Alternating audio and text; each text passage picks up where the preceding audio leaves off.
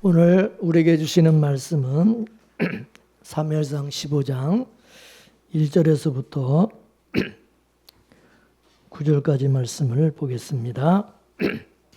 한 절씩 교도하겠습니다. 사무엘이 사울에게 이르되 여호와께서 나를 보내어 왕위에 기름을 부어 그 백성 이스라엘 위에 왕을 삼으셨은즉 이제 왕은 여호와의 말씀을 들으소서.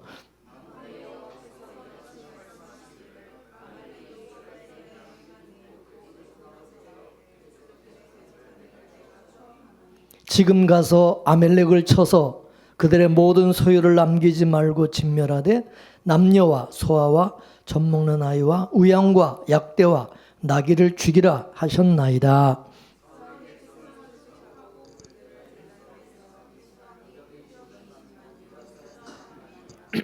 사울이 아멜렉 성에 이르러 골짜기에 복병하니라.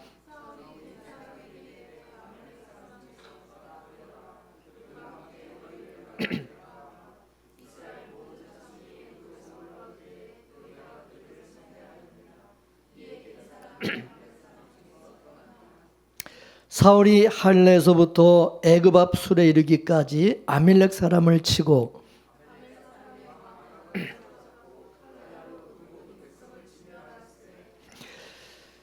다 같이 사울과 백성이 아각과 그 양과 소의 가장 좋은 것 또는 기름진 것과 어린 양과 모든 좋은 것을 남기고 진멸기를 즐겨 아니하고 가치 없고 낮은 것은 진멸하니라. 아멘.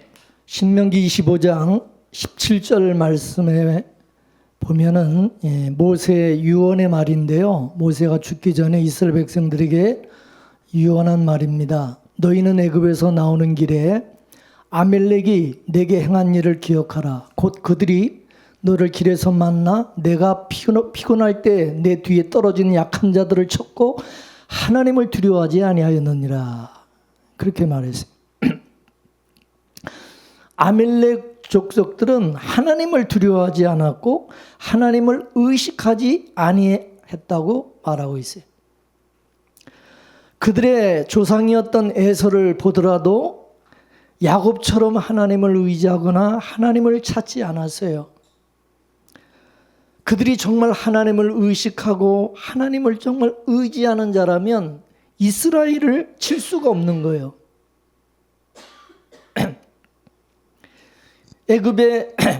애굽에서 종살이하던 이스라엘이 하나님의 은혜로 출애굽을 해서 광야의 길로 행하고 있음을 소문을 통해서 들었을 거예요. 10가지 재앙을 통해서 바로왕을 굴복시키고 홍해를 갈라서 건너게 하시고 뒤쫓던 애굽 군대를 전부 바닷속에 수장시켜 죽이신 그 전능하신 하나님, 그 하나님의 구원의 하나님에 대해서 들었을 거예요. 홍해를 건넌 뒤 모세가 하나님을 찬양하는 내용이, 그 내용을 보면 출애굽기 15장 13절에서 15절까지 한번 보겠어요. 시작. 주께서 그 구속하신 백성을 은혜로 인도하시되 주의 힘으로 그들을 주의 성결한 처소에 들어가게 하시나이다. 열방이 듣고 떨며 블레셋 거민이 두려움에 잡히며 에돔 방백이 놀라고 모압 영웅이 떨림에 잡히며 가나안 거민이 다 낙담하나이다. 아멘. 여기 보면 지금 하나님께서 행하신 건 놀라운 일을 듣고 블레셋과 에돔과 모압과 가나안 거민과 열방이 떨고 두려움에 사로잡혔다고 그랬어요. 그죠? 네. 다 지금 그 소문을 듣고 두려워 떨고 있는데 아멜렉은 뭐예요? 하나님을 두려워하지 않았고 오히려 하나님께서 이끄시는 그 대열을 습격하고 당돌하게 싸움을 걸었다는 거예요.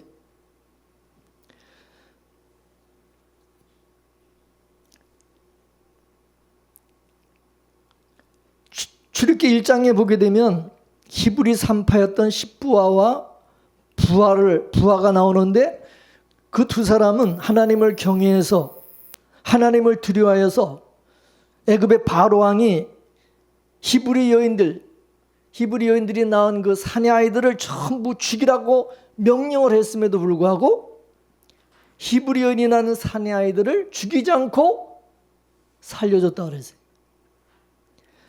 출애굽기 1장 21절 말씀을 한번 보겠습니다. 시작. 그 산파들은 하나님을 경외하였으므로 하나님이 그들의 집안을 흥왕하게 하신지라. 아멘. 여기 흥왕하게 하였다고 하는 이 말씀은 이렇게 세워서 번성하게 하셨다는 뜻입니다. 따라서 하나님의 백성인 이스라엘을 돕고 살리는 그런 일을 한 십부라와 부하, 그 부하를 하나님께서 기억을 하시고 그들의 집안을 흥왕하게 해주셨다. 흥왕하게 해주셨다.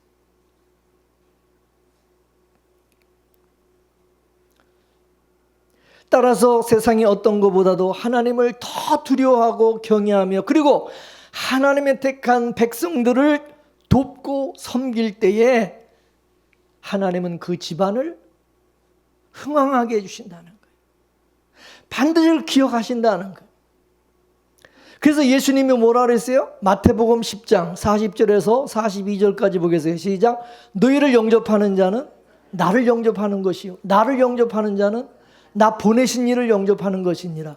선지자의 이름으로 선지자를 영접하는 자는 선지자의 상을 받을 것이요 의인의 이름으로 의인을 영접하는 자는 의인의 상을 받을 것이요 또 누구든지 제자의 이름으로 이 소자 중 하나에게 냉수 한 그릇이라도 주는 자는 내가 진실로 너에게 이르노니 그 사람이 결단코 상을 잃지 아니하리라 하시니라. 아멘.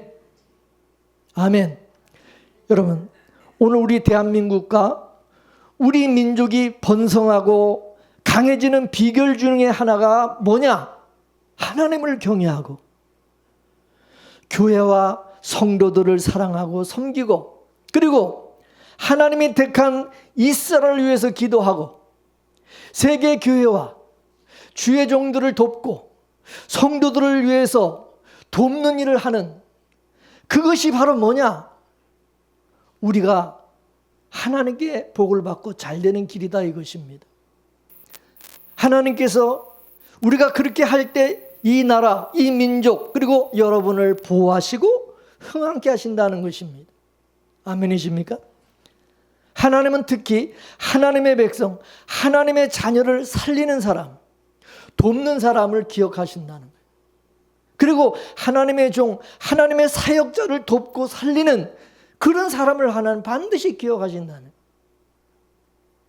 거예요. 예? 하나님의 일을 하다 보면 여러분 십부라와 부하 같은 그런 성도들이 있어요. 그래서 출애굽을 위해서 하나님이 세우셨던 그 모세도 십부라와 이 부하 같은 히브리 산파의 도움으로 말미암아 죽어야 될 모세가 어떻게 해요? 살게 된 거예요. 그래서 출애굽의 역사를 설명하는 이 출애굽기 1장의 이 서막은 이 히브리 산파였던 십부라와 부하의 이야기로 시작을 하고 그들의 역할이 굉장히 중요했다는 거죠. 이 두 사람의 산파가 없었다면 출애굽의 역사도 없었다는 거예요. 하나님의 교회에서는 십부라와 부하와 같이 뭐 두드러지지는 않지만 하나님의 교회를 세워가는데 중요한 역할을 하는 분들이 있어요. 그냥 하늘의 미랄과 같이 이름도 없이 빛도 없이 묵묵하게 이렇게 교회를 세우는 일에 충성하는 이런 분들이 있어요. 그러므로 왜 성경이 십부라와 부하의 이 두 사람을 왜 기록하고 왜 하나님이 이들을 기억하시고 왜 이 집안을 하나님께서 흥왕케 하셨다 이런 말씀을 왜 성경에 기록하고 있느냐? 하나님은 반드시 기억한다는 거예요. 그래서 오늘 본문에 나오는 이 겐족속도 이스라엘 백성이 출애굽해서 나올 때에 그 도와줬던 그 하나님의 기억을 해서 아멜렉을 하나님께서 진멸할 때 이 개인족속들은 다 떠나라고 그렇게 하신 거예요. 그리고 지금 400년이 지났는데 하나님께서 과거 400년 전에 아멜렉이 했던 그 일을 하나님 지금도 잊지 아니하시고 그 아멜렉 족속을 전부 다 진멸하라고 하신 거예요. 예? 이거 잘 기억해야 돼요.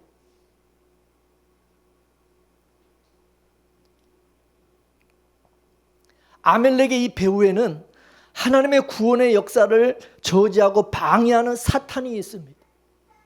시대를 막론하고 하나님의 구원의 역사를 방해하는 이 사탄의 짓을 하는 아멜렉이 있다 이게. 이 아멜렉은 이스라엘 역사를 보면은 끊임없이 이 아멜렉의 존재를 드러내고 있는 것을 보게 돼요. 끈질기게. 여러분 출애굽기에서 보면 여호수아가 아멜렉을 다 진멸한 것 같았는데 사사기에 가서 보면 아멜렉이 또 어디서 나타나가지고 이렇게 이스라엘을 습격하고 괴롭혔어.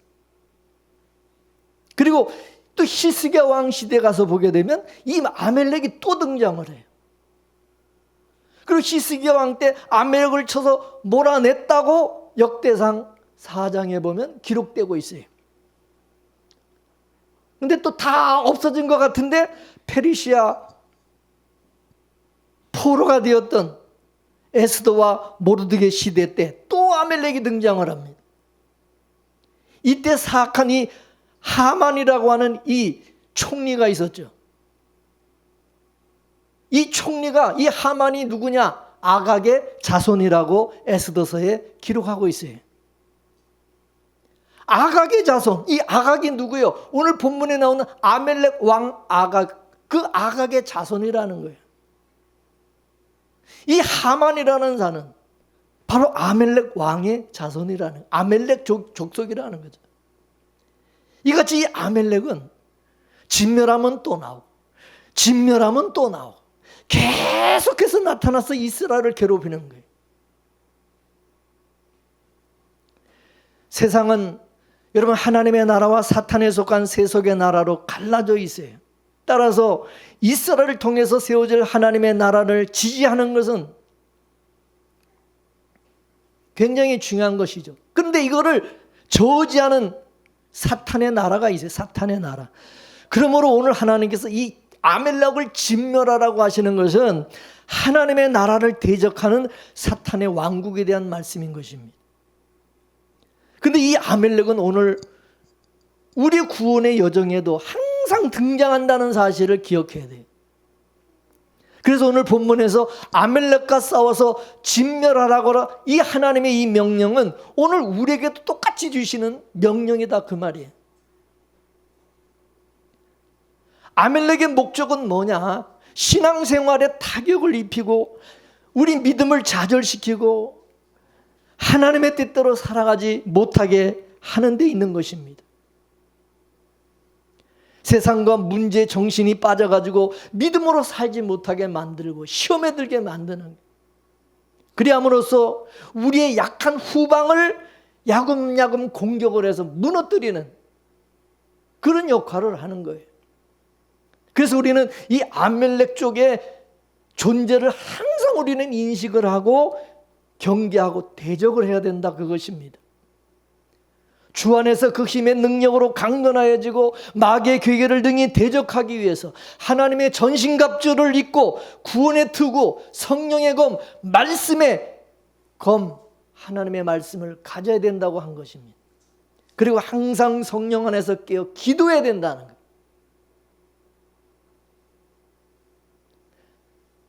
하나님께서 하나님의 백성이 생육하고 번성하고 땅에 충만해지는 것을 정말로 싫어하는 세력이 사탄이고 그리고 이 사탄에게 속한 어둠의 세력들인 것입니다. 그런데 이들은 그냥 단순히 싫어하는 것뿐만 아니라 바로 왕이 이스라엘의 갓난아기들을 잔인하게 죽인 것처럼 영적으로 어린 성도들을 넘어뜨리고 낙심하고 절망하게 하고 영혼을 죽이고 망하도록 공격을 한다 그것입니다. 그러므로 오늘 우리에게도 우리를 자꾸 넘어뜨리고 그리고 낙심하게 하고 나가서 영적으로 깊이 침체에 빠지도록 공격하는 이 세력이 있다는 사실을 잊지 말아야 된다는 거예요.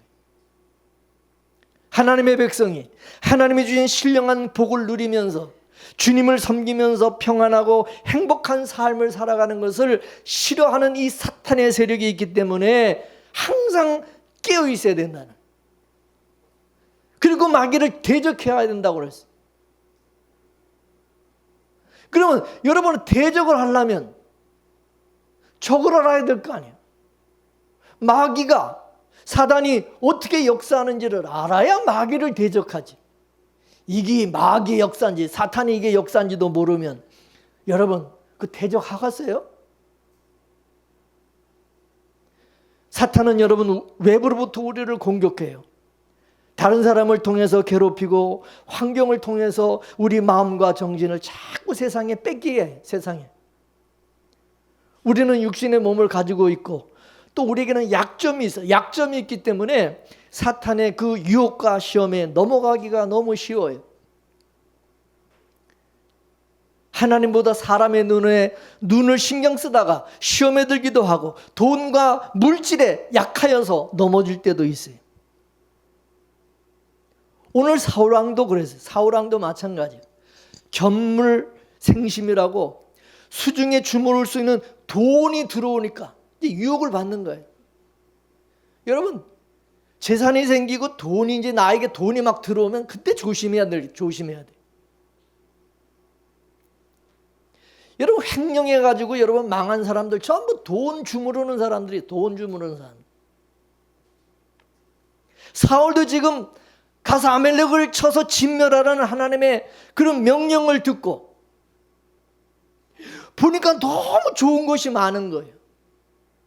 그러니까 전부 그걸 빼돌리고 하나님 앞에 이거 제사를 드릴 거라고 핑계를 대면서 좋은 것들은 다 남겨두었어요.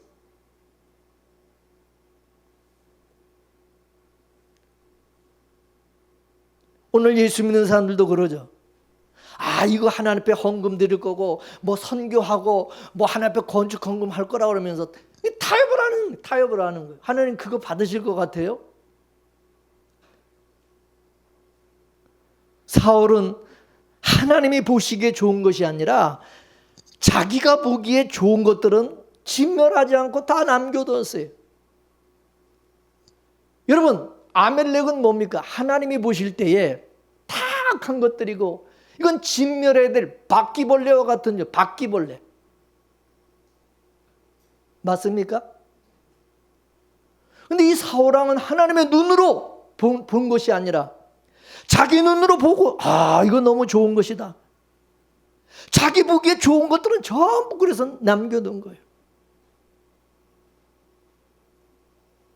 그게 악하고 진멸해야 될 것으로 봐야 되는데 그렇게 안 보는 거예요.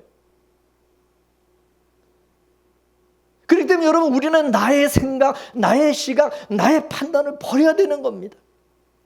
사람들이 어떻게 보든지 다른 사람의 판단과 여론에 신경 쓰면 그게 중요한 게 아니라 하나님이 어떻게 보시느냐 그게 중요한 거예요.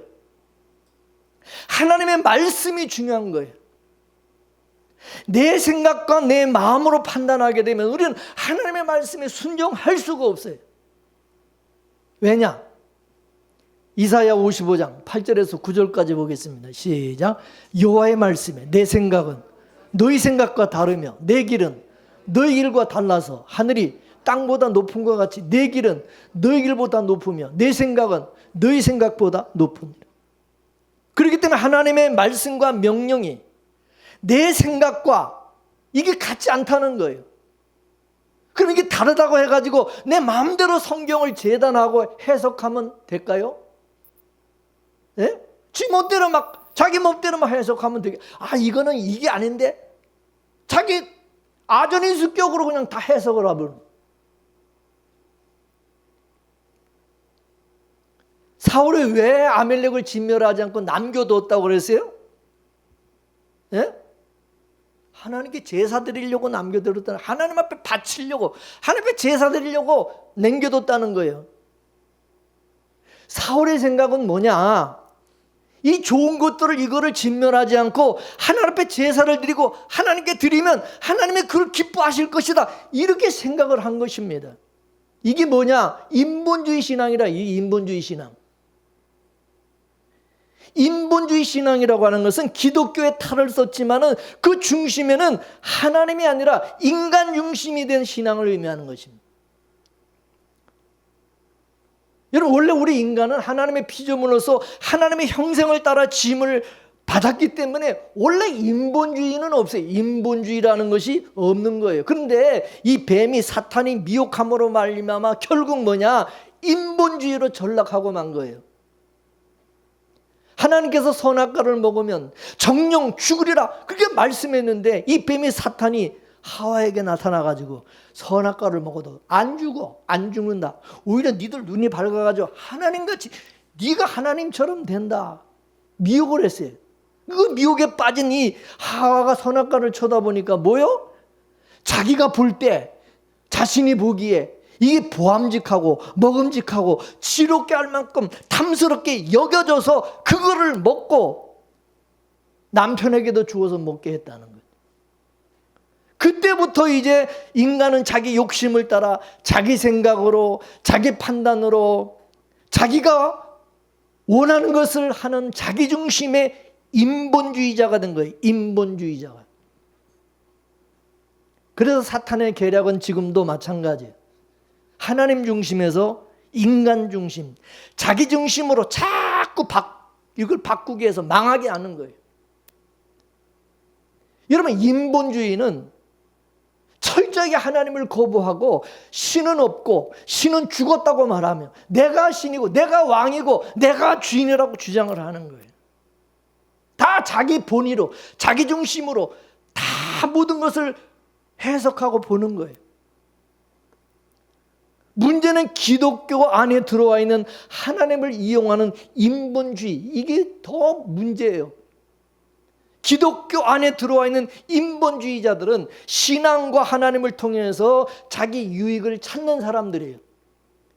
대체적으로 이들의 부류를 두 부류로 나눠볼 수가 있는데, 한 부류는 뭐냐?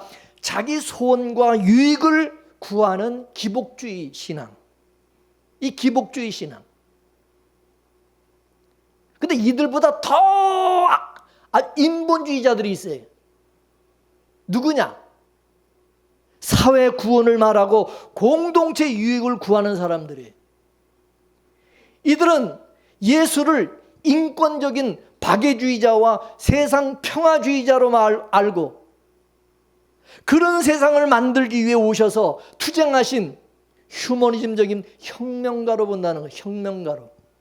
그래서 이들은 예수님이 이 세상에 지극히 작고 낮고 억압받고 소외된 계층을 그 형편이나 상태에서 구원하며 함께 잘 먹고 잘 살며 행복하고 평등한 지상천국을 실현하기 위해서 예수님은 오셨다고 그렇게 주장하고 그렇게 믿고 있어요. 그래서 기독교를 사람이 사람답게 살도록 만드는 이상 종교로 보는 거예요. 이들은 하나님이 세상을 사랑하여서 예수님을 보냈기 때문에 이 세상과 이 세상 사람들을 전부 모두 존귀하게 여겨서 누구나 사랑받을 수 있는 권리가 있고 행복할 권리가 있다고 주장하고 있어요. 이들은 하나님이 세상을 사랑하시기 때문에 심판도 하지 않으시고 지옥의 형벌도 없다고 말합니다. 그래서 인본주의 신앙은 하나님이 우리를 위해서 존재하는, 하나님은 시다바리, 우리의 시다바리와 같은 존재로 여기는 거예요. 종과 같이. 그래서 종교도 하나님도 다 모두 인간을 위해서 있고, 이 기독교는 결국 인권 해방을 위해서 있는 수단으로 그렇게 여기는 것입니다. 기독교 안에 이러한 자들을 우리가 이런 것을 자유주의 신학, 진보주의, 해방주의 신학이라고 그렇게 하지만은 요즘에는 이것이 보수 신앙이나 개혁주의 쪽에서도 이게 두루 나타나서 마치 기독교가 사회 공동체나 국가와 민족과 인권을 위해 하나님께서 일하시는 그런 분으로 그렇게 여기고 또 그렇게 말하고 있어요. 바울은 이런 인본주의에 대해서 뭐라고 그러냐. 골로새서 2장 8절을 보겠습니다. 골로새서 2장 8절 시작. 누가 철학과 헛된 속임수로 너희를 노력할까 주의하라. 이것이 사람의 유전과 세상의 초동 학문을 쫓음이요 그리스도를 쫓음이 아니니라. 아멘. 여러분, 이 기독교는 사람이 원하고 사람이 필요해서 생긴 그런 종교가 아닌 것입니다. 기독교는 전적으로 하나님께서 일방적으로 구원을 계획하시고 그 구원을 성취하시기 위해서 찾아오셔서 창세전의 언약과 계획 속에 미리 택하신 그런 자들을 부르셔서 그들의 하나님이 되시고 그들을 영원한 그의 나라의 백성으로 삼으시고 간섭하시는 하나님 주권의 하나님 중심 그런 종교인 것입니다. 하나님께서 우리 인간을 창조하실 때 하나님의 형상으로 거룩하게 창조하셨고 그 목적은 뭐라고 그랬어요? 하나님의 영광을 위해서 창조하셨어요. 하나님의 영광을 위해서. 근데 인본주의는 그것을 거부하고 오히려 인간이 하나님같이 되려고 하고 하나님을 이용해서 자신이 영광을 받고 복을 받으려고 하는 것으로 전락을 시킨 것입니다. 물론 여기에는 그렇게 하나님부터 떨어지도록 거짓으로 미혹한 사단의 역사가 있었습니다. 그래서 인본주의는 세상의 풍속을 쫓으며 공중권세 잡은 자를 따르며 그 가운데 육체 욕심을 따라 지내며 육체와 마음에 원하는 것을 하며 사는 존재가 되게 한 것입니다. 세상은 더욱 인본주의가 자유와 인권을 앞세워서 기승을 부리고 하나님 중심주의를 묘하게 탄압해가는 그런 시대가 되었어요. 하나님 제일주의와 하나님의 주권주의는 거의 없고 인간 중심으로 전락하는 교회들만이 번성하고 확산되는 그런 시대가 되었어요. 그리고 그것이 무슨 교회 개혁이라고 주장하는 교파나 지도자들과 또 그런 운동을 하는 그런 사람들이 많아졌어요. 저희 고향의 시골 교회 바로 우리 집 뒤에는 그 고향 교회가 그 목사가 한 사람 왔는데 감리교구 목사가 완전히 이 목사는 뭐 하는 사람이냐면 이제 사회 운동하고 정치 뭡니까 뭐 진보당 뭐 거기에 해가지고서네 뭐 맨날 가서 이거 데모하고 이 사회 운동하는 그런 목사가 와가지고 교회를 완전히 이상하게 만들어가지고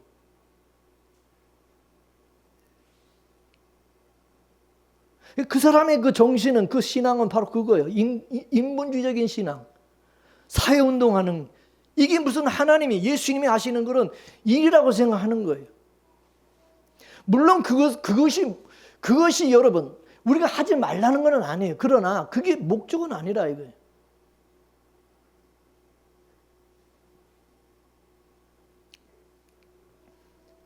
그래 보니까 예수는 없어요. 이런 세대를 향해서 하나님, 예수님 이런 말씀을 하셨어요. 자, 사무엘상 2장 30절 하늘 뭐라고 그랬습니까? 시작. 나를 존중히 여기는 자를 내가 존중히 여기고 나를 멸시하는 자를 내가 경멸히 여기리라. 참된 기독교 신앙은 오로지 성경 말씀에 기초하는 거예요. 그 종교 개혁자들이 보면 성경으로 돌아가자, 말씀으로 돌아가자. 이게 개혁의 기초로 삼았고 오직 하나님의 말씀만을 신앙과 신앙의 표준으로 삼았던 것입니다. 우리는 하나님께서 가라고 하면 가고 서라고 하면 서고 하나님의 보시기에 좋다 그러면 나도 좋고 하나님의 보시기에 이거는 악하다, 이거 죄다 그러면 나도 그렇게 여기는 것이 이게 여러분 믿음이고 순종인 것입니다. 그리고 자기 생각이 있는 사람들은 하나님의 말씀에 아멘 할 수가 없고 순종할 수가 없어요. 제가 늘 얘기하자면 종은 자기 생각이 없는 사람이라 그래서 자기 생각이 없는 사람. 이런 순종은 자기가 생각했을 때 이게 맞는지 안 맞는 건지, 이게 합리적인지 아닌지를 판단하고 순종하고 안 하고 그러는 게 아니에요. 하나님께서 순종을 요구하는 것은 우리 생각과 다르고 이게 합리적인 것이 아니기 때문에 순종을 요구하는 거예요. 그렇기 때문에 여기에는 절대적인 믿음이 있어야지만 순종이 된다는 거죠. 하나님께서 하신 일은 무조건 선하고 옳다고 하는 믿음이 있어야 순종이 되는 거예요. 그러므로 하나님께서 우리에게 믿음을 주셔야만 순종이 된다는 거죠. 아멘이십니까? 그래서 하나님이 우리에게 정말 믿음이 있는지 없는지 알아보는 방법이 있어요. 그게 뭐냐? 이 믿음이 없으면 순종할 수 없는 것을 하라고 명하시는 거예요. 근데 그 방법이 뭐냐? 우리 생각과 상식과 논리를 뛰어넘는 거예요. 왜냐? 이게 논리적으로 이해가 안 되기 때문에. 여러분, 믿는 것은 여러분 논리적인 무슨 설복하는 게 아니에요. 설복하는 게 아니라 순종은 믿는 거예요. 믿음으로. 예수님께서 베드로에게 무리로 걸어오라 하실 때 여러분 무슨 도구를 주고 무리를 걸어오라고 그랬어요? 그냥 무리로 걸어오래. 여러분 이게 상식적으로 논리적으로 이게 맞는 거예요? 여러분 순종할 수 있어요? 미친 거지. 아니 배 바깥으로 여러분 물 나가면 바로 빠져 죽는 거 뻔한 거 아니에요? 근데 예수님이 무리로 걸어오라고 그래. 믿음이 아니면, 믿음이 없으면 할 수 없죠. 순종할 수 없는 거예요.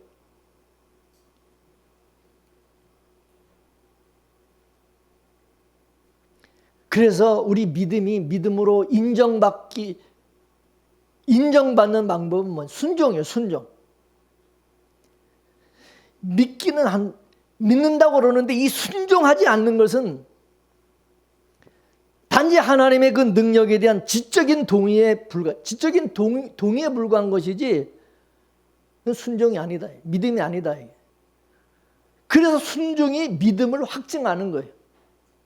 순종하는지 안 하는지를 보고 이 사람 믿음이 있구나 없구나 알 수 있는 거예요. 나에게 순종이 안 된다. 내가 순종이 안 된다. 그럼 뭐예요? 나에게 믿음이 없다는 증거예요. 그리고 나에게 하나님 믿음을 주시지 않았다는 증거예요. 나에게 믿음이 없다는 증거예요.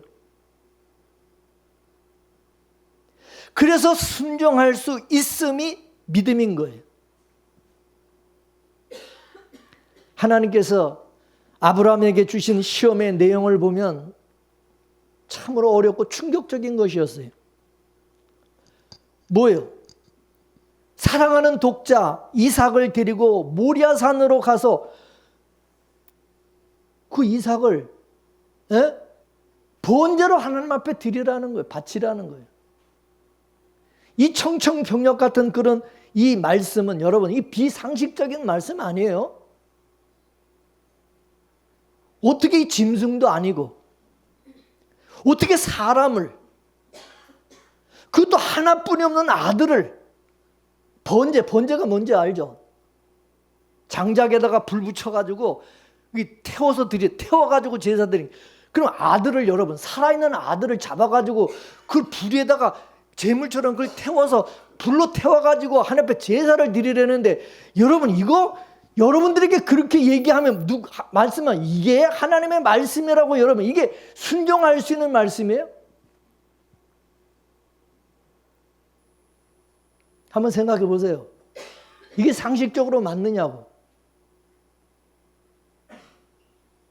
근데 하나님의 말씀을 들었던 아브라함은 어떻게 했다고? 다음날 아침에 일찍 일어나가지고 나무를 준비해서 아들 이삭과 두 종을 데리고 하나님이 지시하시는 그 모리아산으로 떠났다는 거죠. 근데 그 가는 길이 이건 멀어가지고 3일이 걸리는 아주 먼 길이라는 거예요. 3일 가는 길. 이 사흘 길을 가는 동안에 아브라함이 여러분 그 마음이 그 생각이 얼마나 복잡하고 얼마나 심란했겠어요. 별의별 생각이 다 들지 않았겠어요. 3일 동안. 예? 금방 아멘해서 오늘 말씀 듣고서는 여러분 바로 바치라 그래서 그냥 여러분도 아마 오늘 설교 말씀 듣고 아멘 순종하고 바로 이렇게 하나님 앞에 순종할 수는 있을 줄은 몰라. 그런데 3일 한 수요일쯤 돼서 해라 그러면 아마 그 수요일쯤 가는 3일 동안 여러분 그 사이에 뭔 일이 일어나고 어떤 마음과 생각의 변화가 일어날지 그걸 모르는 거예요. 마귀가 그 사이에 어떤 생각을 또 우리에게 갖게 해줄지 모르는 거예요. 안 그래요? 그 4일 동안 가는 동안에 아브라함도 별의별 생각을 다 했을 거 아니겠어요? 근데 멀리 하나님이 지시하신 그 모리아산이 보이자 아브라함이 사환들에게 뭐라고 그랬습니까? 자, 창세기 22장 5절 말씀을 보겠습니다. 시작. 이에 아브라함이 종들에게 이르되 너희는 나귀와 함께 여기서 기다리라. 내가 아이와 함께 저기 가서 예배하고 우리가 너에게로 돌아오리라 하고. 아멘. 다시 돌아온다는 거예요. 이삭과 같이 다시 돌아올 거니까 여기 기다리고 있으라는 거예요. 그럼 아브라함이 무슨 의도로 이런 말을 했을까요? 여기에 대해서 신약성경 히브리서는 이렇게 해석을 해주고 있어요. 자, 히브리서 11장 17절 19절 한번 보겠어요. 시작.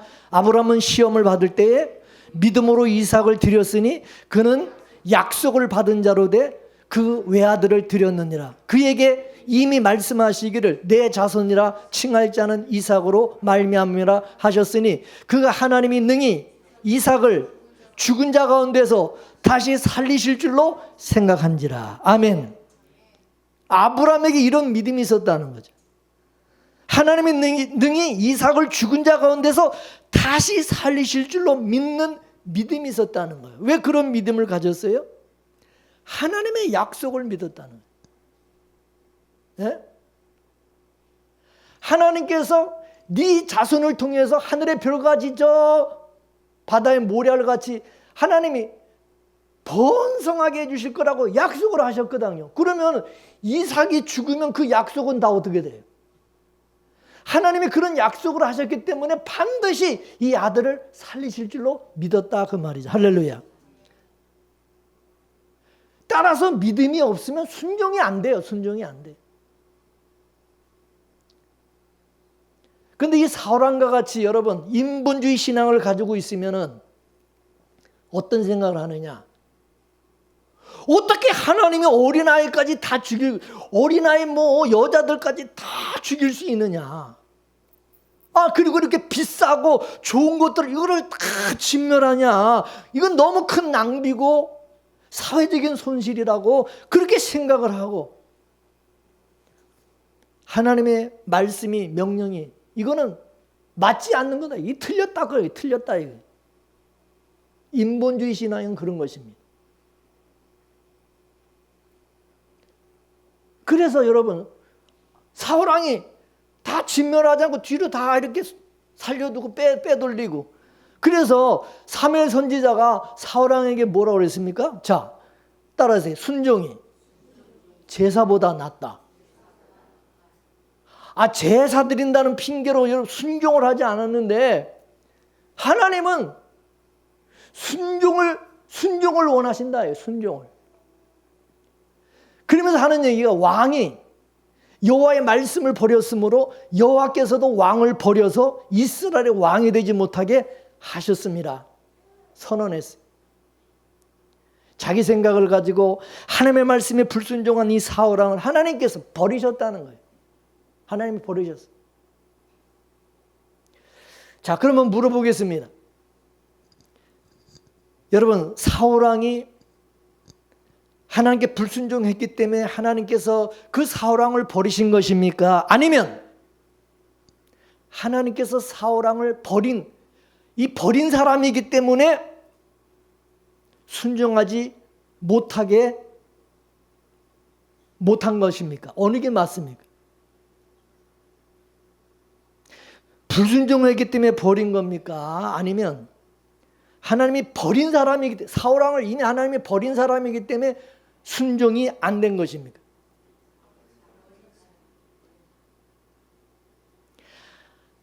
하나님께서 택한 사람에게는 하나님께서 믿음을 주시고 순종하게 하세요.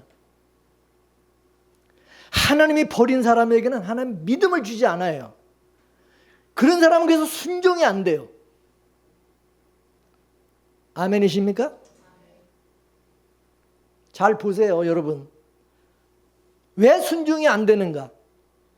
그 사람에게는 믿음이 없기 때문에. 근데 믿음을 누가 주세요? 하나님이 주시. 그 사람은 순종이 안 돼요. 아무리 하나님 말씀을 들어도 계속 그 사람은 반론을 제기해, 속으로. 하나님의 말씀과 자꾸 부딪혀. 이래가지고 에이, 말도 안 되네. 믿음이 안 생겨요. 순종이 안 돼요. 그리고 여러분, 또 여러분 특이한 게 있어요. 뭐냐면 하나님이 택한 사람은요, 자기가 불순종을 하였어도, 내가 불순종을 해서, 근데 자기가 불순종한 죄를 깨닫고 회개를 한다는 거예요. 돌이킨다는 거예요. 근데 이 버린 자들은요, 하나님이 버린 사람들은요, 자기가 불순종을 해도 자기 죄를, 자기가 뭘 잘못했는지 깨닫지도 못하고 회개하지도 않고 결국 망한다는 거예요. 참 그게 희한해요. 여러분, 그래 안 그래요? 하나님이 택하지 않은 사람들은요, 진짜 깨닫지를 못해. 알지를 못해. 회개를 안 해. 그래서. 근데 여러분, 하나님이 택한 사람들은요, 하나님께서 깨닫게 해주세요. 회개하게 하세요. 돌이키게 하세요. 이게 특징이야. 이게 다른 거야. 아멘이십니까? 사울왕 보세요. 회개합니까? 안 합니까? 사울왕 회개 안 해요. 회개할 수 있는 기회를 줘도 안 해요. 안 해. 끝까지 안 해. 변명만 하지. 다윗왕은 사울왕보다 더한 죄를 지었죠. 사울왕은. 다윗왕은. 근데 나단 선지자가 꾸짖으니까 회개합니까? 안 합니까? 바로 회개합니다. 깨닫고 바로. 이게 다른 거예요, 여러분. 택한 자와 택하지 않은 자의 차이가 거기에 있어요.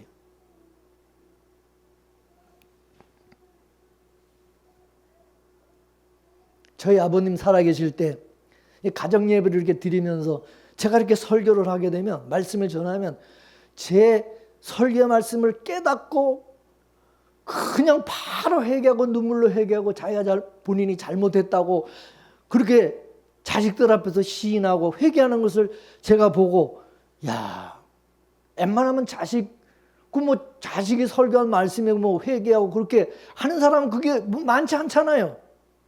어른인데. 그걸 보고서, 야, 정말 하나님의 은혜가 있으시구나. 하나님이 택하신 그런 분은 다르구나. 그걸 깨달았어요. 그렇지 않은 사람들은요, 회개 안 합니다. 그렇게 고백 안 합니다. 창피하게 자존심 상하게 자식들 앞에서, 그 가족들 앞에서 자기 죄를 그걸 드러내고 그걸 회개합니까? 감추지. 변명하고.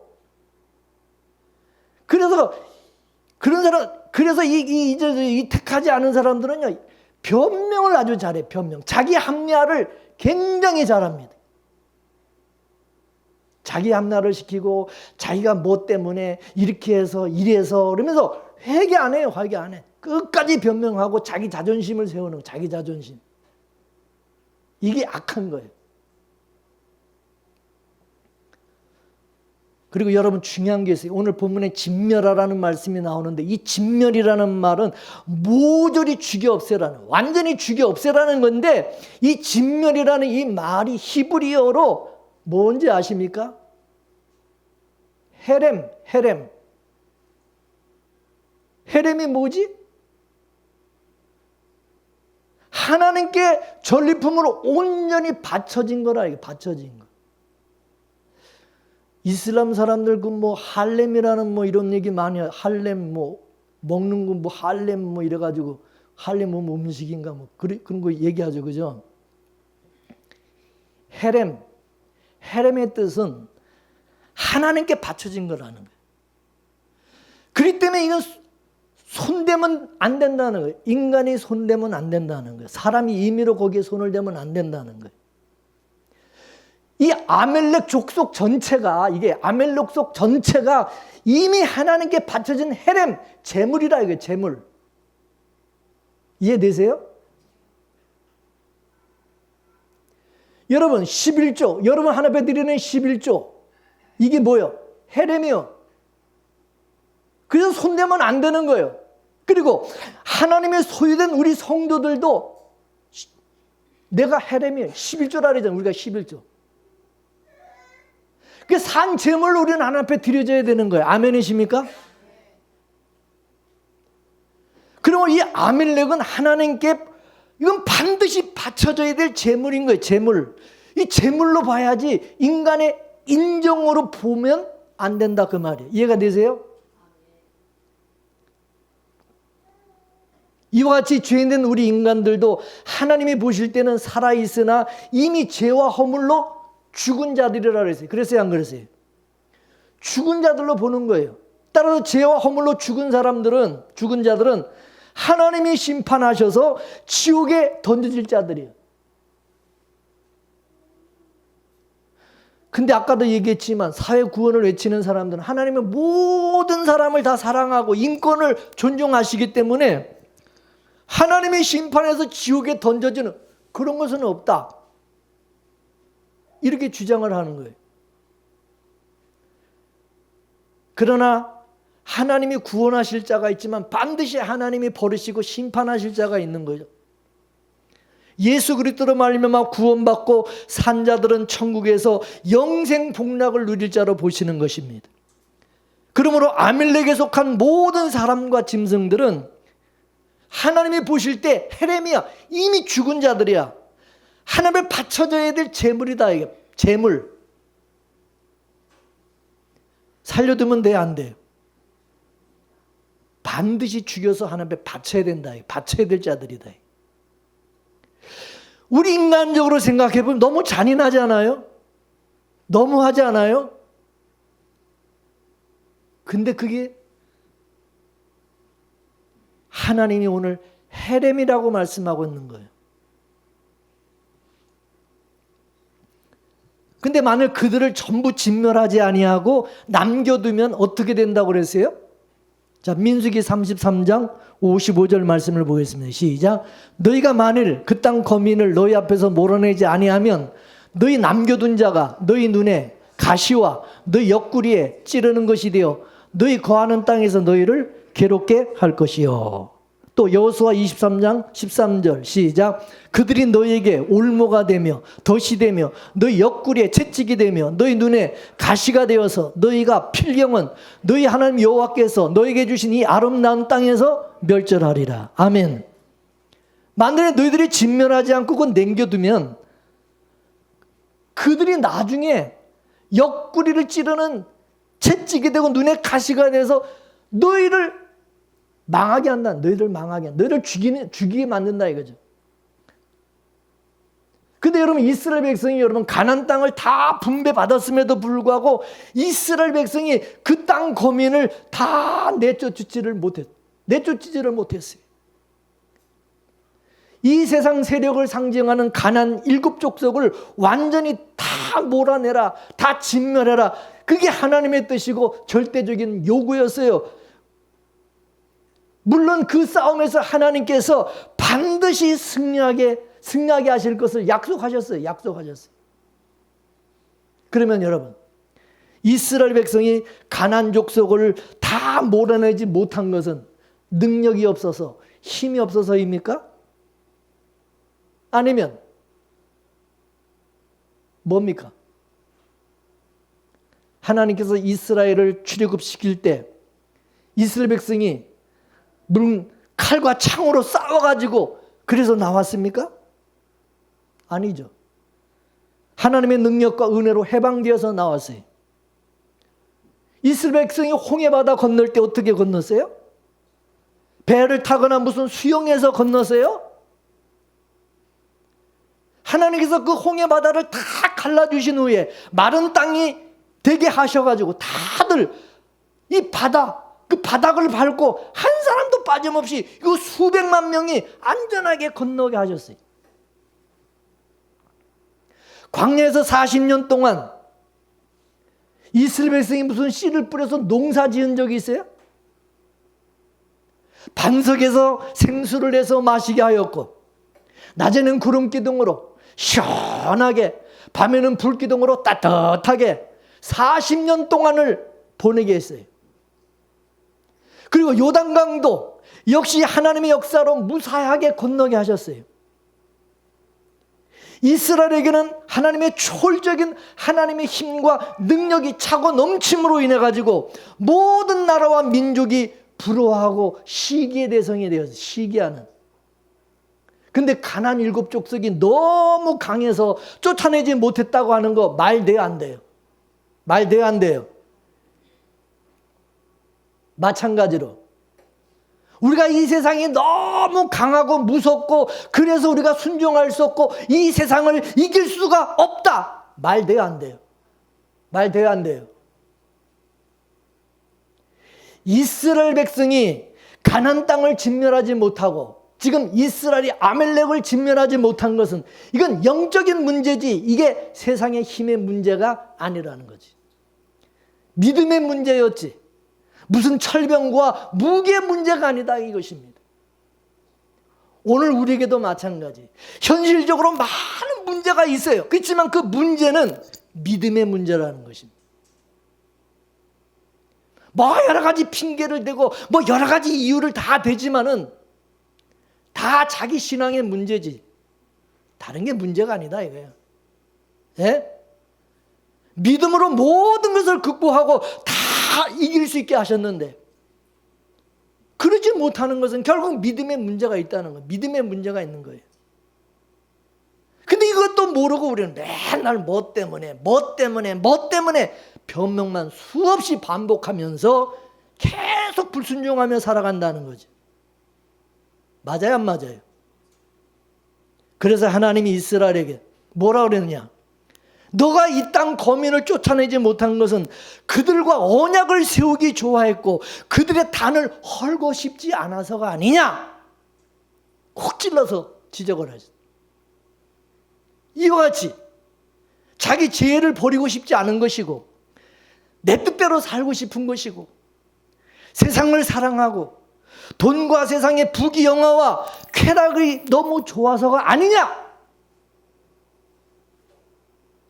세상에 푹 빠져서 살다 보니까 내가 구원을 받기는 받았는데 여전히 세상이 먹음직하고 보암직하고 탐스럽기도 하고 그래서 포기하지 못하고 그래서 쫓아내지 못하고 타협하고 있는 거 아니냐? 하나님 다 알고 계세요. 뭐 우리가 이렇게 저렇게 뭐 핑계대고 뭐 변명을 하지만 왜 순종이 안 되는지, 왜 그렇게 못하는지 하나님은 알고 계신다 이거예요. 그렇기 때문에 순종은 쉽지가 않아요. 하나님의 은혜가 없으면 순종은 불가능한 거예요. 하나님의 은혜가 없이는 누구든지 말씀을 듣고 순종할 수가 없어요. 근데 여러분, 그들을 남겨두면 너 옆구리에 가시가 될 것이고 그들의 신들이 너에게 올무가 되리라고 그렇게 말씀하셨는데 여러분 그게 가시가 돼서 나를 아프게 하고 죄로 인하여 내가 아파하고 그러면 여러분 그 사람은 구원받은 증거예요. 감춰진 자기 죄가 지적을 받았을 때 아파하면 그분은 구원받은 증거예요. 구원받은 사람이요. 왜냐? 이 세상 사람들은요, 하나님이 버린 사람들은요, 지적을 받아도요, 안 아파요. 느끼지도 않아요. 오히려 지적을 하잖아요? 화를 냅니다. 오히려 나를 공격해. 지적한 사람을 공격해요. 근데 여러분 성도는요, 말씀으로 감춰진 자기 죄가 이렇게 지적을 받게 되면요, 그게 가시가 돼가지고 자기를 막 찌르기 때문에 너무 아픈 거예요. 자기 치부와 부끄러운 죄가 그런 죄를 하나님이 드러내 주시고 깨닫고 회개하게 하심에 감사하게 되는, 그걸 감사하게 돼요. 그게 말씀의 은혜고 복인 거예요.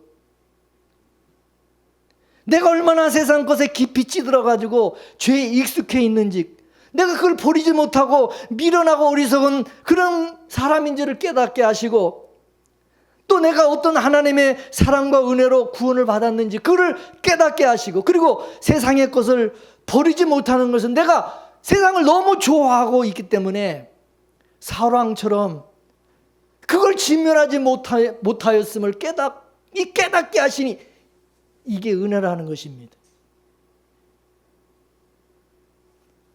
근데 여러분,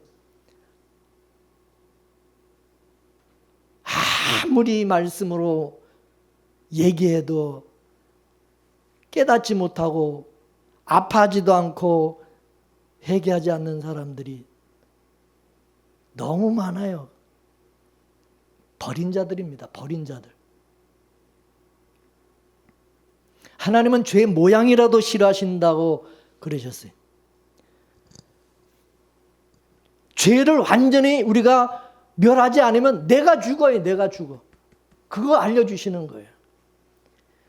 여러분, 내가 인정에 끌려가지고 살려둔 그 여자와 그 어린아이가 결국에는 내 발목을 잡고 나에게 고통의 가시가 되고 나를 영원한 죽음으로 몰아간다는 것을, 그걸 성경은 우리에게 가르쳐주는 거예요.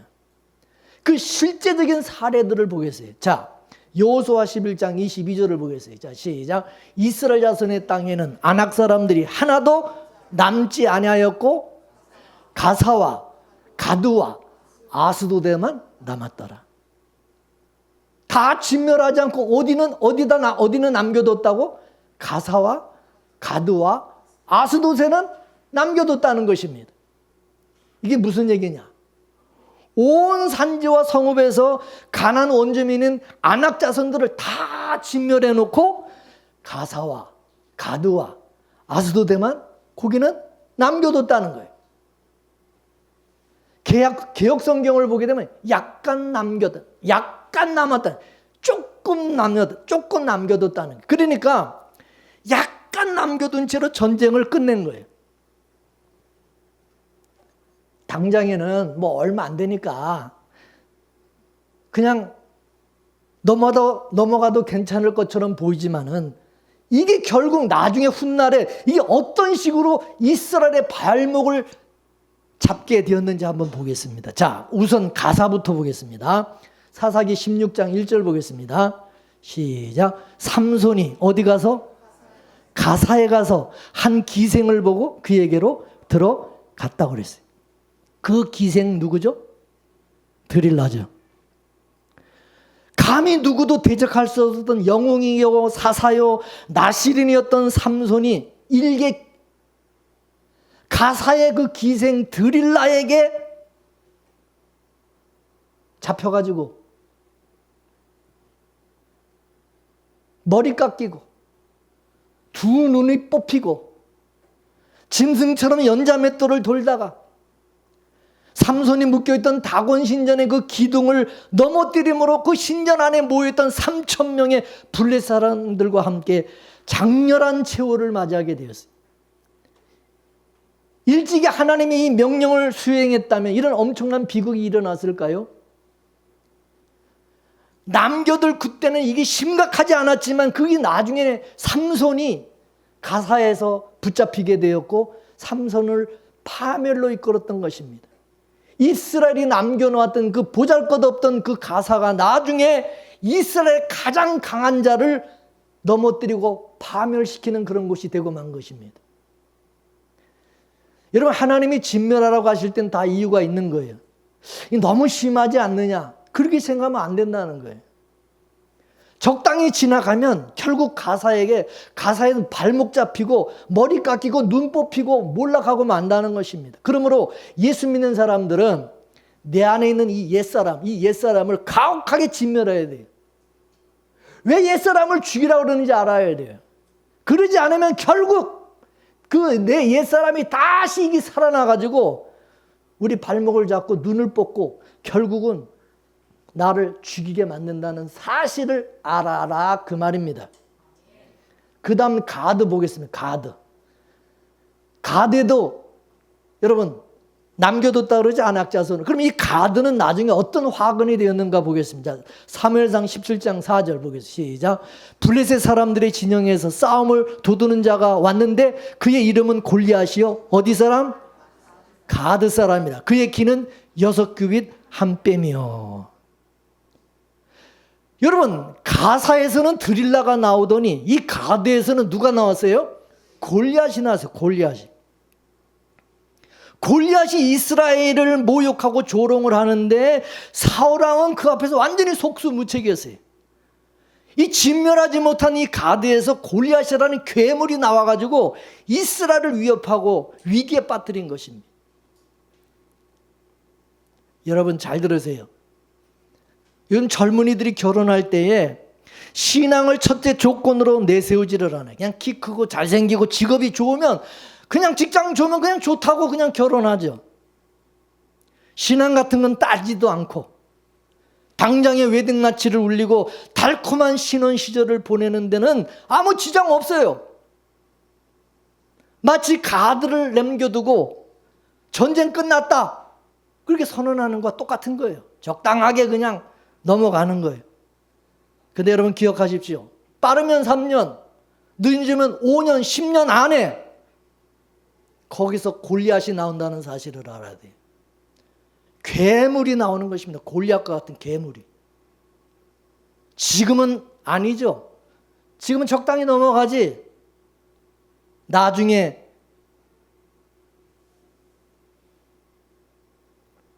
나의 신앙을 비웃고 조롱하며 하나님을 서슴없이 모욕하고 힘들게 하는 골리앗이라는 괴물이 나오는 것입니다.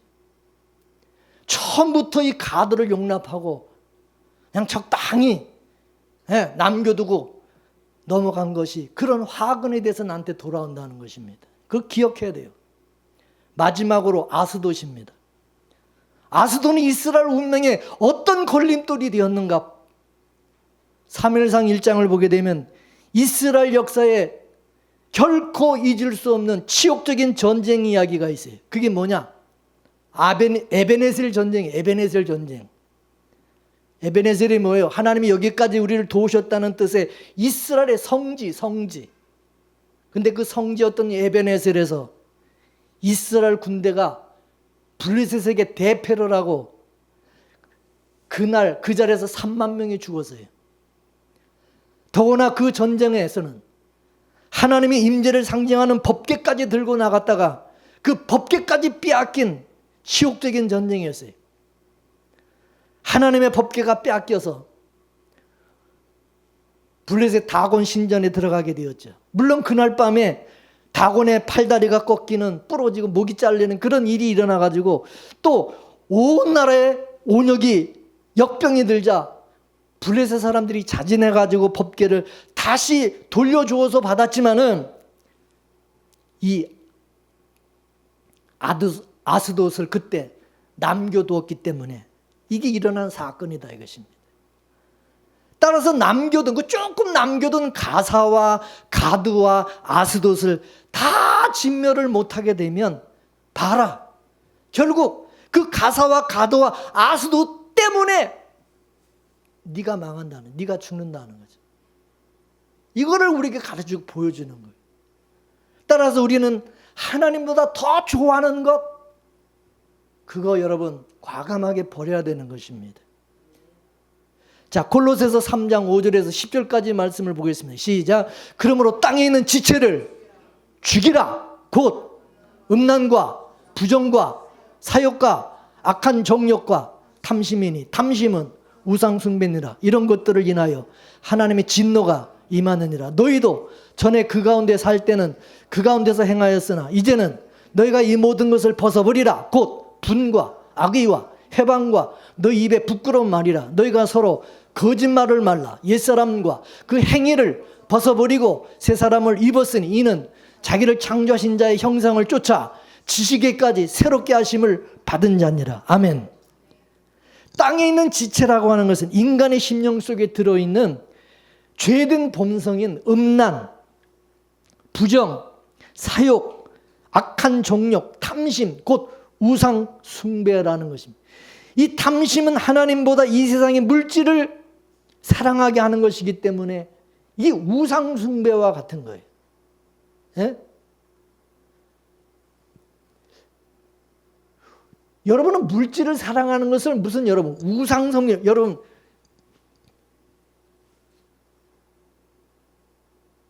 뭐 부처 앞에 가서 여러분 뭐 이렇게 절하고 뭐 섬기 그것만 우상 숭배라고 생각하죠. 어? 하나님보다 더 사랑하는 것이 그게 우상 숭배하는 것을 우상 숭배하는 거라는 걸 모르죠. 무슨 꼭 뭐 불상이나 뭐 이렇게 뭐 신상 같은 거 그 앞에 가서 뭐 이렇게 빌고 이렇게 하는 게 그게 여러분 우상 숭배라고 생각하면 안 돼요.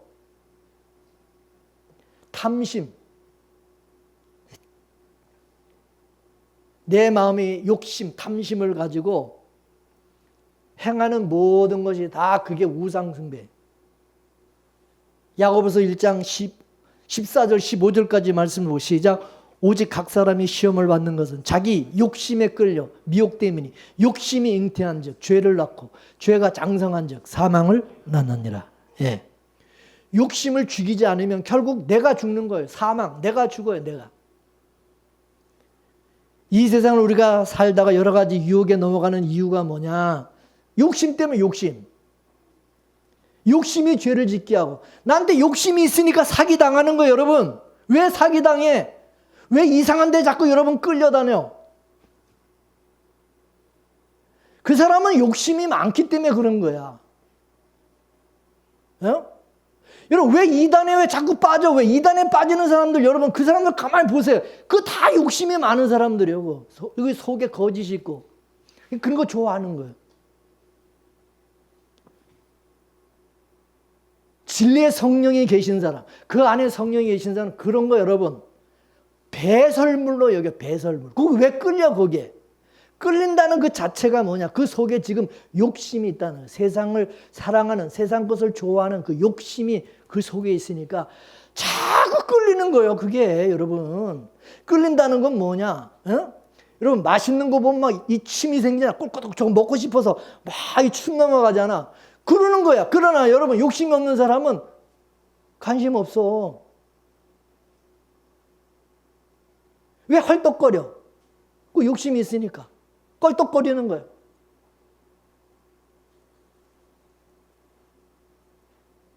그러니까 자꾸 거길 떠나지 못하고 그 주변을 자꾸 배회하다가 결국 걸려드는 거야. 걸려드는 거야. 그게 사망에 이르는 거예요. 죽는 거예요. 그러면서 우리 육체의 지체를 죽여라. 왜 우리 지체를 죽이라고 그래? 그 이유가 뭐예요? 이것들로 인하여 하나님의 진노가 임하기 때문에 하나님의 진노가. 아무리 마음은 온유로되 육신이 약해서 그러지만은 계속해서 그 버려야 될 것들이 나를 지배하고 있다면 이게 분명 문제가 있는 거예요. 예수 그리스도의 피로 거듭난 인생이라고 한다면 내가 그런 것들로부터 100% 자유롭지 못하다 할지라도 우리는 더 성령으로 무장하여서 단호하게 싸워 이겨야 된다 이것입니다. 이길 수 있어요. 하나님 우리에게 주신 믿음은 이길 수 있게 하신 거예요. 그걸 이기라고 우리에게 믿음 주시고 성령 주신 거예요. 믿습니까? 우리는 하나님의 선택을 받았고 새 사람으로 거듭난 하나님의 백성. 따라서 예배소서 4장 22절에서 24절까지 보겠습니다. 시작. 너희는 유혹의 욕심을 따라 썩어져가는 구습을 쫓는 옛사람을 벗어버리고 오직 심령으로 새롭게 되어 하나님을 따라 의와 진리의 거룩함으로 지으심을 받은 새 사람을 입으라. 그러면 오직 성령으로 새롭게 되어서 하나님을 따라 의와 진리의 거룩함으로 지으심을 받은 새 사람이 된 우리, 그런 우리로 하여금 거룩한 삶을 살아가기 위해서 땅에 있는 지체를 죽이라고 그러는, 땅에 있는 지체를 죽이라고 그러는 거예요. 어떻게 죽이십니까? 그럼 하나님 우리 지체를 어떻게 죽이십니까? 어떻게 죽여요? 구약에 보면, 율법에 보면 죄를 지은 사람을 어떻게 했어요? 어떻게 죽였어요? 구약에 보면 범죄한 자를 어떻게 죽였어? 돌로 쳐 죽였어. 돌로 쳐 죽였어요. 마찬가지로 하나님은 산돌이 되시는 예수님을 통해서 우리를 쳐 죽이시는 거예요. 그 돌이 누구라고? 예수님. 예수님은 죄인된 옛사람인 나를 죽이기 위해서 오신 분이에요. 죽이기 위해서. 예수님이 돌이 되어서 예수님이 나를 쳐 죽인 나의 지체를, 나의 옛사람을 죽이는 거예요. 나의 지체를 죽이는 거예요. 내가 예수님에게 부딪혀서 내가 죽지 않으면 내가 돌을 들어 예수님을 쳐 죽이게 돼 있어요. 둘 중에 하나예요. 내가 예수님에게 맞아 내가 죽느냐, 아니면 내가 예수님을 죽이느냐. 이 둘 중에 하나. 여러분 뭐요? 예수님을 쳐 죽이는 사람이요, 내가 예수님에게 맞아서, 그 돌에 맞아서 내가 죽어야 될 사람이, 내가 죽어야 되는 거예요? 나 살기 위해서 예수님을 죽여야 돼. 십자가에 죽이는 거예요. 날마다 예수님을 십자가에 못 박아 죽이는 사람이 있죠. 갈라디아서 2장 20절 말씀을 보겠습니다. 시작. 내가 그리스도와 함께 십자가에 못 박혔나니 그런즉 이제는 내가 산 것이 아니 오직 내 안에 그리스도께서 사신 것이라. 이제 내가 육체 가운데 사는 것은 나를 사랑하사 나를 위하여 자기 몸을 버리신 하나님의 아들을 믿는 믿음 안에서 사는 것이라. 아멘. 그러므로 내가 그리스도와 함께 십자가에 못 박혀 죽어야 음란, 부정, 사욕, 악한 정욕, 탐심을 버리고 진멸할 수가 있는 거예요. 진멸할 수가 있는 거예요. 나의 욕심과 죄와 옛사람과 이 사탄 마귀는 헤렘이에요. 헤렘. 예? 이미 하나님께 바쳐진 재물이다 이거예요. 반드시 죽여야 될 것들이다 이거예요. 인정사정 보면 안 된다 이거예요. 헤렘으로 보라 이거예요. 예? 그러므로 땅에 있는 지체를 주님의 십자가에 못 박고 더 말씀과 기도와 찬양으로 무장하고 성령의 능력을 덧입어서 주님을 따라 의와 진리의 거룩함으로 지으심을 받은 새 사람으로서 주의 말씀에 순종하며 살아가는 은혜가 있으시기를 주의 이름으로 축원합니다. 축원합니다.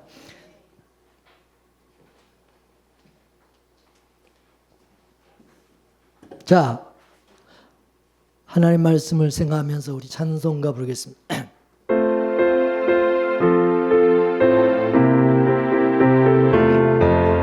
나 이제 주님의 새 생명 얻은 몸, 옛것은 지나고 새 사람이로다. 그 생명 내 맘에 강같이 흐르고 그 사랑 내게서 해같이 빛난다. 영생을 맛보며 주 안에 살리라.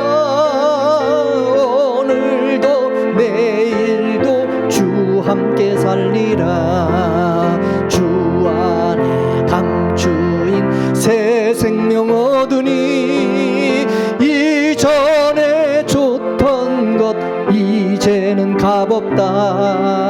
하늘의 은혜와 평화를 맛보니 찬송과 기도로 주 함께 살리라. 영생을 맛보며 주 안에 살리라.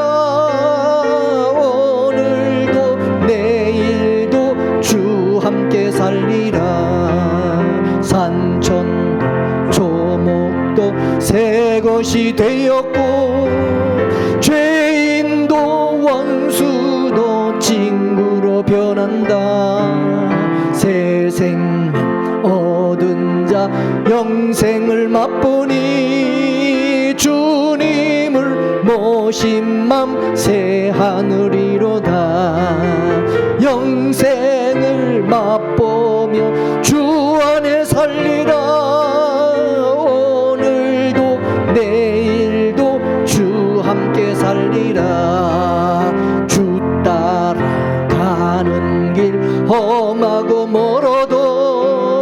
찬송을 부르며 뒤따라가리라.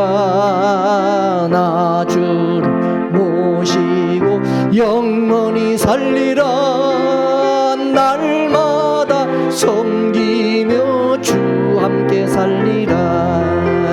영생을 맛보며 주 안에 살리라. 오늘도 내일도 주 함께 살리라. 아멘. 다 같이 기도하겠습니다. 오늘 말씀을 듣고 여러분 뭐 찔리는 게 있습니까? 오늘 말씀을 듣고 여러분의 죄를 드러내 주시고 깨닫게 해주신 것이 있다면 회개하시고 돌이키시길 바랍니다. 아멜렉과 같이 하나님의 구원의 역사를 방해하고 이스라엘과 교회와 성도를 주의 종을 힘들게 하고 넘어뜨리는 그런 자가 아니라 십부라와 부하와 같이 돕고 세우는 자가 되게 하셔서 하나님이 기억하시는 사람, 하나님이 흥하고 번성케 하시는 복을 받는 자가 되게 해 주시옵소서. 우리에게 믿음을 주시고 그리스도와 함께 십자가에 못 박힌 자가 되게 하셔서 나의 정과 욕심을 죽이고 그리스도께서 내 안에 계셔서 주의 말씀에 순종하고 인본주의 신앙이 아니라 하나님 중심의 신본주의 신앙, 하나님의 영광을 위해서 살아가는 자가 되게 해달라고 기도하시기 바랍니다. 하나님께서 진멸하라고 하는 아멜렉, 하나님에 바쳐져야 될 그 헤렘을 내 욕심을 가지고 인간의 생각과 인정으로 아직도 타협하고 살려두는 것이 있다면 오늘 깨닫고 하나님 앞에 온전히 바쳐질 수 있도록 온전히 하나님 앞에 죽여서 하나님의 기뻐 받으시는 제물이 될 수 있도록 해달라고 오늘 다같이 함께 기도하겠습니다. 살아계신 하나님 감사합니다. 오늘 말씀을 통해서 또 우리에게 귀한 또 은혜를 주시고 깨닫게 해주시는 것을 감사합니다. 하나님, 우리가 하나님보다도 사랑하는 것이 있다면 하나님, 우리가 하나님 앞에 드려야 될 헤렘으로서 내 옛사람이 완전히 그리스도와 함께 십자가에 못 박아 죽게 하여 주시고 나의 정과 욕심을 십자가에 못 박아 죽이는 자 되게 하옵소서. 하나님, 우리에게 믿음을 주시고 은혜를 더하여 주셔서 하나님의 말씀에 순종하는 자 되게 하시고 하나님의 뜻에 따르고 하나님이 우리의 잘못된 거 회개하고 돌이킬 수 있는 자 되게 하시고 하나님보다 세상을 사랑하던 그 마음을 버리고 더 우리가 주님을 사랑하는 자 되게 하시고 우리가 하나님의 의와 진리와 성령으로 거듭난 새 사람으로 우리 모두가 더딥혀지게 하여 주셔서 이제는 하나님의 말씀을 따라 거룩한 하나님의 말씀, 하나님의 우리가 거룩한 백성으로 살아갈 수 있는 저들 모두가 되도록 주여 도와주옵소서. 아버지 하나님 감사합니다. 주여 불쌍히 여주시고 은혜 내려 주시옵소서. 감사하며 예수님의 이름으로 기도합니다. 하나님, 우리에게 믿음 주시고 은혜 주셔서 하나님의 말씀에 순종하는 자가 되게 하옵소서. 우리 옛사람을 십자가에 못 박아 죽일 수 있는 자 되게 하시고 하나님 우리에게 믿음과 은혜를 주셔서 하나님 말씀에 순종하는 자가 되게 하여 주옵시고 우리에게 하나님 믿음과 은혜를 주셔서 우리의 잘못된 거 회개하고 깨닫고 돌이킬 수 있는 자 되게 하시며 하나님 아버지, 또 우리가 하나님의 교회와 성도와 이스라엘을 위해서 주의 종들을 섬기고 도와주는 동력자들이 되게 하여 주옵소서. 또 하나님 아버지, 우리에게 날마다 하나님 나를 죽이고 하나님 중심의 신앙, 인본주의 신앙을 버리게 하시고 항상 하나님의 영광을 위해서 살아갈 수 있는 주님의 성도들 다 되게 하여 주옵소서. 예수님의 이름으로 기도하옵나이다. 아멘.